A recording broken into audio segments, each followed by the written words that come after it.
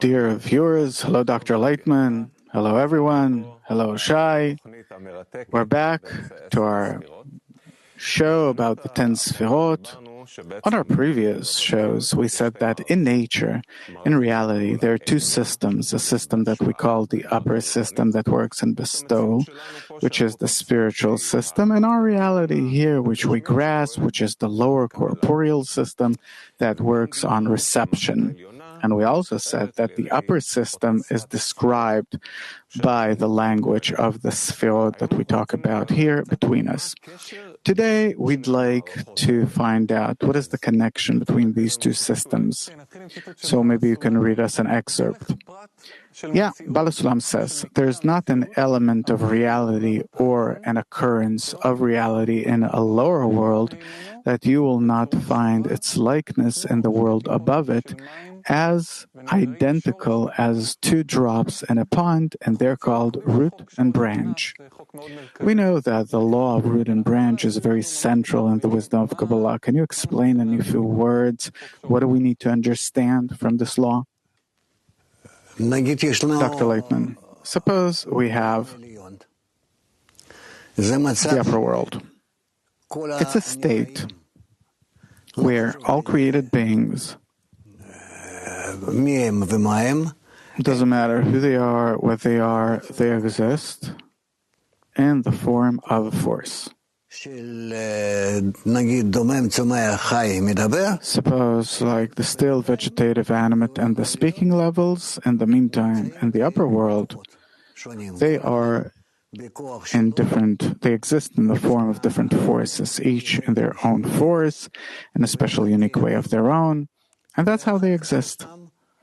And afterwards, there are the worlds, meaning states that stem from that upper degree of force, and that force starts receiving different more forms that are more related to the world to our world of matter. And this is how different created beings cascade in showing themselves, understanding themselves, feeling, existing. They already cascade to the lower levels of matter until we see them in this world. Host, so the root is like a potential? Dr. Laitman, yes. Host, so and the more it descends to our perception, going through the 10 Sefirot, can we call it that? Host, so it becomes more clear to us?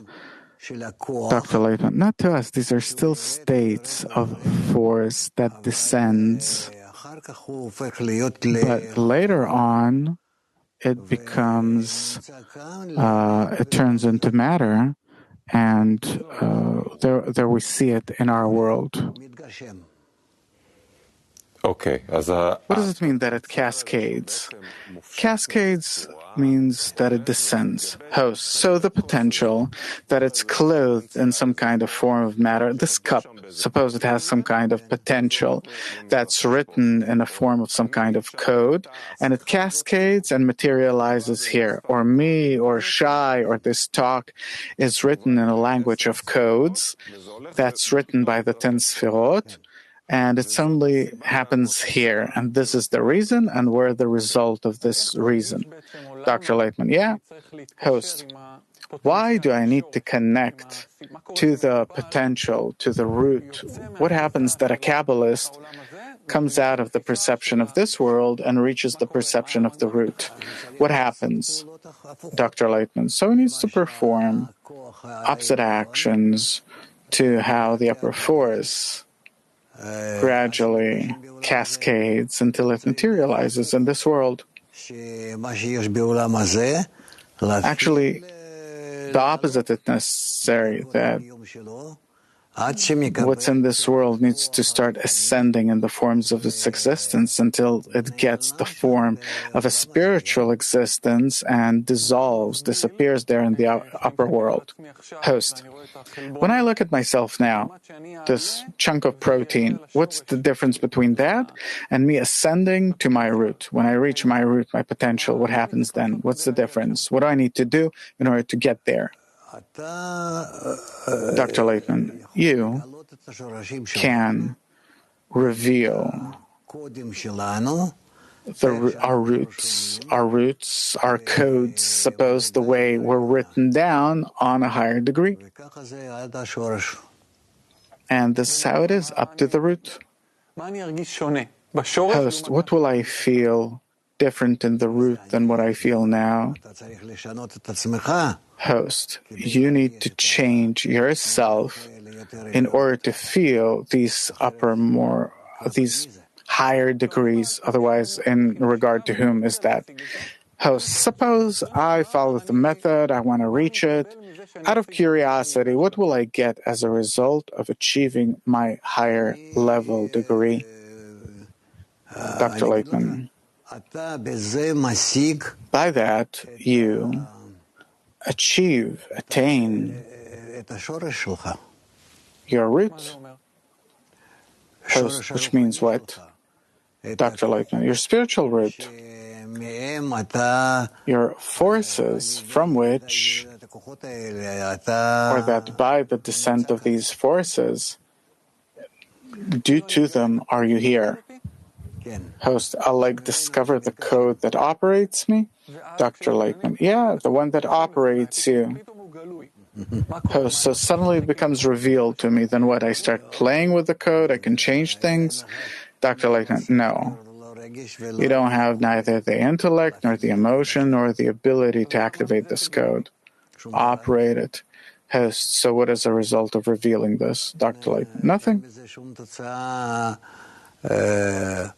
There's no corporeal result, only on condition that you know how to activate the spiritual code that determined and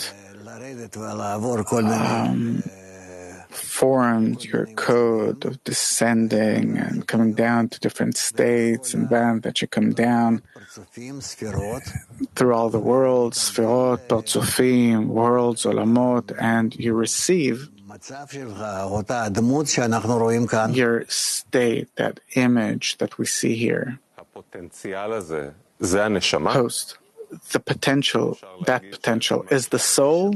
Dr. Laitman, the soul is the inner force that exists in every created being, that we can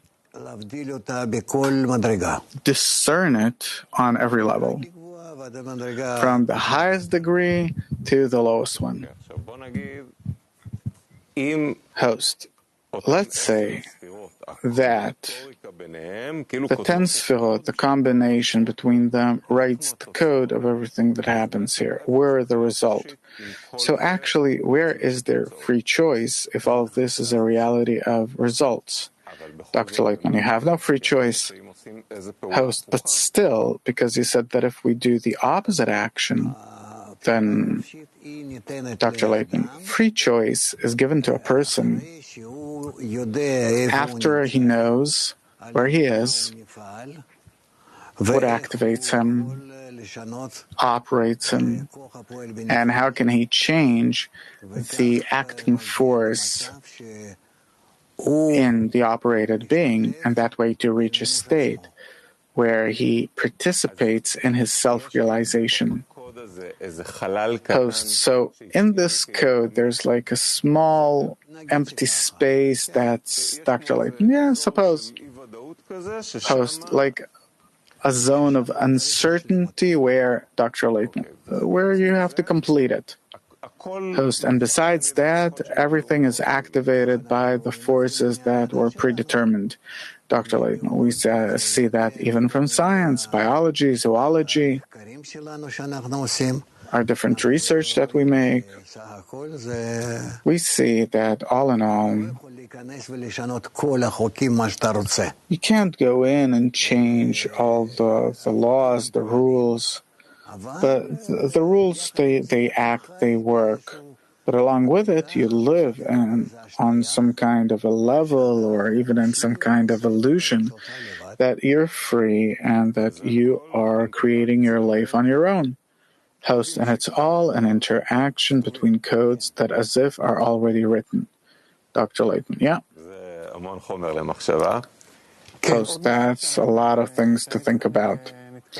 Another thing that Danny and I stumble upon that really intrigues us, the difference between spirit and science, spirituality and science. Many times when we study tests or the spiritual code, you give examples about quantum mechanics, about physicists that look at the quantum level of reality. And you said that were they to supplement it with what the wisdom of Kabbalah has to give, they'd get a complete picture. And until they look at reality through the wisdom of Kabbalah, no matter what they do, something will be missing. What's the difference between science on its highest level and the wisdom of Kabbalah? What's added? What's the added value? Dr. Laitman, science is engaged in matter. And on part of science,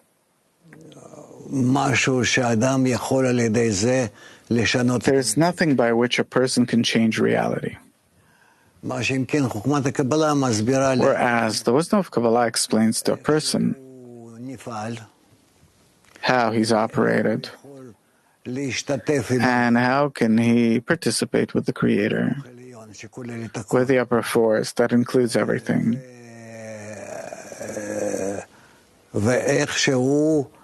And how, by participating in it, understanding the upper force, to feel it, and being as a partner, and by that,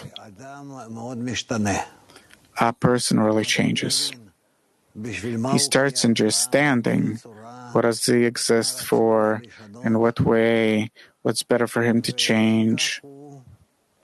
And this way, he advances to the attainment of the whole of creation. Host, I remember once we studied, I think it's the fourth part of tests, we studied about 20 different kinds of reflected light, and you were kidding, saying that if all the Nobel Prize winners would have known what we're talking about here. So it's really intriguing. I mean, once we talked about Abba and Ima of the world of Atzilut, which are Chokhmah and Binah, about the four different conditions between them, and you said that in this small excerpt, all the problems that you have in your relationships, it will have all been resolved, or the embryo, the fetus. Obviously, there's some kind of potential spiritual force called Ibur, but then it cascades, but the same laws apply to what's going on inside the womb of any mother. It cascades to this world. So my question is, if there's so much information, perfect information, can't we take this information and use it in order to understand things about the world, to develop better technologies? No, we can't. Host, why? Can't we improve our life with all of this information? Dr. Laitman, there's a limit to the extent to which we can enter it. You can't influence the forces of nature on a higher degree than the corporeal one. Host, even this morning we studied about Ibur, about different things, conception.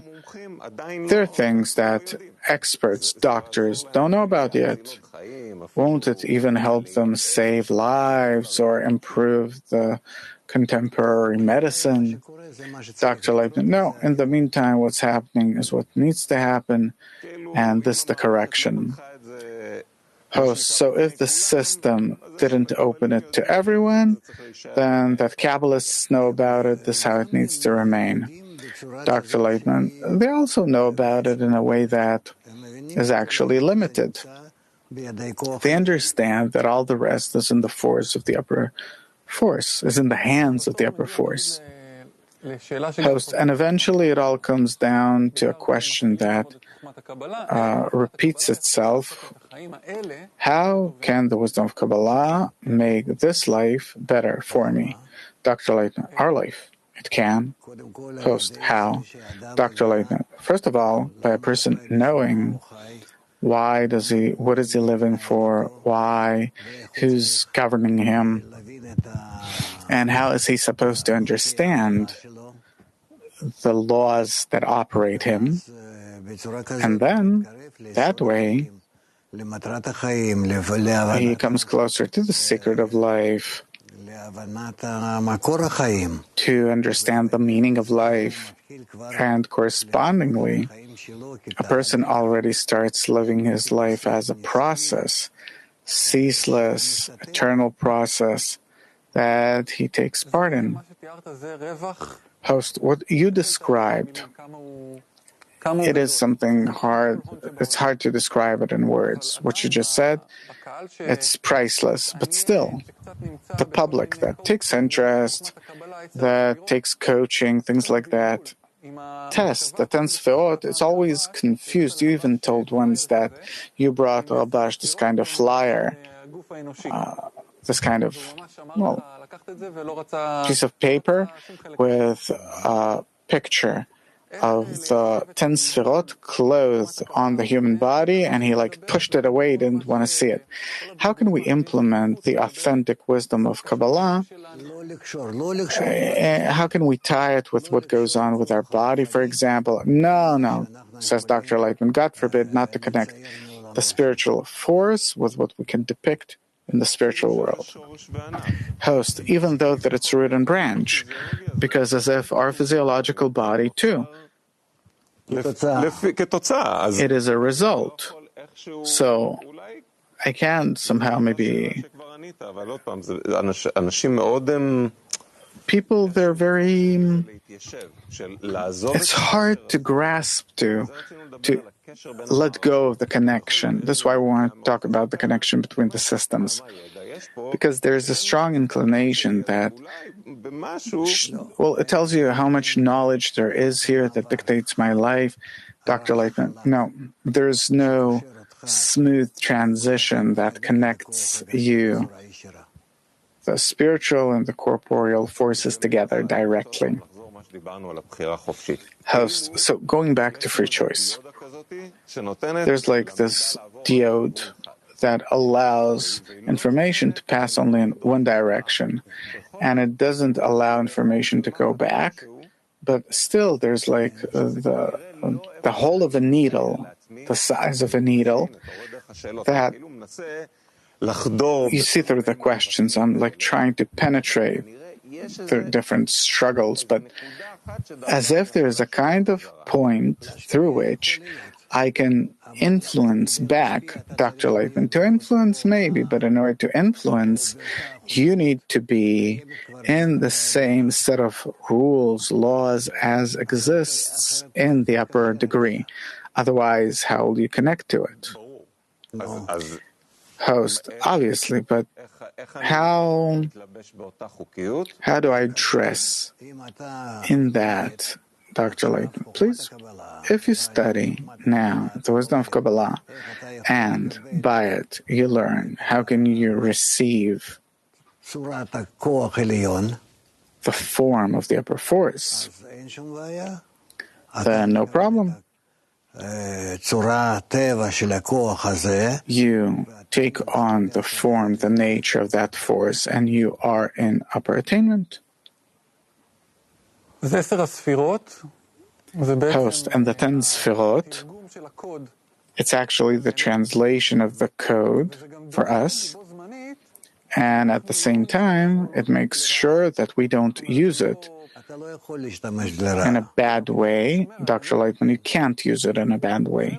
Host, it protects us, making sure that if we want to reach the level of the code, we need to be like the nature of the upper system. We need to change ourselves. Dr. Laitman, right? Otherwise, you won't be able to connect to it and bestow.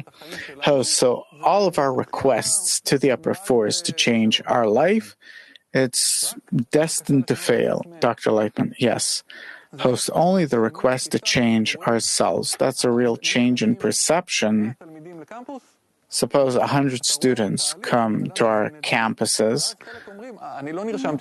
and, people say, look, I didn't sign up to change myself. I signed up to improve my life, to have better relationship, more money. And then suddenly you see, once they understand that this is what it's about, part of the people start leaving. Can you do something about it? Dr. Laitman, no. But nonetheless, you need to explain to them that to change life the way they thought to change it, that's possible only by realistic participation, true participation in the upper world from which we're operated. Host, I can say from experience, when you come to the wisdom of Kabbalah and suddenly you hear all of this, you're sure that you were given a magic wand with the help of which you can arrange everything. And then you said that, there are things that are more, things that are less. But once I heard this sentence, that suddenly you really understand that there is a purpose, and you are given a map of how to reach it, and suddenly you feel that you're in a perfect system that leads you. And there's no greater pleasure.